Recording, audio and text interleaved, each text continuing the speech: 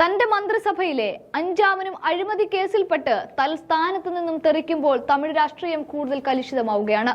Senthil ബാലാജിയെ ED പൊക്കി അകത്തിട്ടിട്ട് വർഷം ഒന്നിലേക്ക് എത്തിയിട്ടില്ല.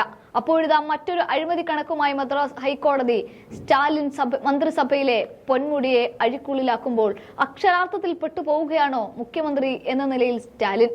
തന്റെ ഭരണം എത്ര മികച്ചതാണെന്ന് പറയുമ്പോഴും ഓരോരുത്തരായി അഴിക്കുള്ളിലേക്ക് മാറ്റപ്പെടുമ്പോൾ പൊതു തെരഞ്ഞെടുപ്പ് അടുത്തിരിക്കുന്ന വേളയിൽ BJP ഇത് രാഷ്ട്രീയ ആയുധമായി ഉപയോഗിക്കുമെന്നതിൽ യാതൊരു തർക്കവുമില്ല എന്നുള്ളത് തന്നെയാണ്.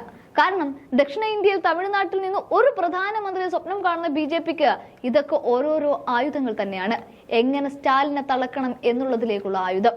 രണ്ടു മന്ത്രിമാർ അഴിമതിയുടെ കറ പുരണ്ടുകൊണ്ട് അഴിക്കുള്ളിലേക്ക് നീങ്ങുമ്പോൾ DMK സർക്കാരിന്റെ വിശ്വാസ്യതയാണ് അത് ചോദ്യം ചെയ്യുന്നത്. പ്രളയം ഒരു തലക്കൽ തമിഴ്നാടിനെ മുക്കിക്കളയുമ്പോൾ ഇതൊരു ദേശീയ ദുരന്തമായി പ്രഖ്യാപിച്ച് ആവശ്യമായ സഹായങ്ങൾ നൽകണമെന്നുള്ള അപേക്ഷയുമായി മോദിയെ ചെന്ന് കാണേണ്ടുന്ന അവസ്ഥയിലേക്ക് വരെ സ്റ്റാലിൻ എത്തി നിൽക്കുന്നതിനിടയിലാണ് വീണ്ടും അദ്ദേഹം ഭരിക്കുന്ന സർക്കാരിനെയും പിടിച്ചു കുലുക്കിക്കൊണ്ട് മറ്റൊരു വാർത്ത കൂടി രാഷ്ട്രീയ ഇന്ത്യ കേട്ടത്. അത് തമിഴ്നാട് ഉന്നത വിദ്യാഭ്യാസ മന്ത്രി കെ പൊന്മുടിക്ക് 3 വർഷം തടവ് ശിക്ഷ വിധിച്ചിരിക്കുകയാണ് മദ്രാസ് ഹൈക്കോടതി. രാഷ്ട്രീയ നേതാവ് കേസിൽ കുറ്റക്കാരനാണെന്ന് കണ്ടെത്തിയ മദ്രാസ് ഹൈക്കോടതി 50 ലക്ഷം രൂപ പിഴയും ശിക്ഷയായി വിധിച്ചിട്ടുണ്ട്. കേസിൽ പൊന്മുടിയെ 2016 കീഴ്ക്കോടതി കുറ്റവിമുക്തനാക്കിയിരുന്നു. എന്നാൽ മദ്രാസ് ഹൈക്കോടതിയിൽ എത്തിയപ്പോൾ കാര്യങ്ങൾ വീണ്ടും മാറിമറിഞ്ഞ് 3 വർഷത്തെ തടവിലേക്കും 50 ലക്ഷം രൂപ വരെ പിഴയിലേക്കും അത് കൊണ്ടെത്തിച്ചു എന്നുള്ളതാണ്. കഴിഞ്ഞ ജൂലൈയിൽ പൊന്മുടിയെയും മകൻ ഗൗതം സിഗമണിനെയും എൻഫോഴ്സ്മെന്റ് ഡയറക്ടറേറ്റ് ചോദ്യം ചെയ്തിരുന്നു.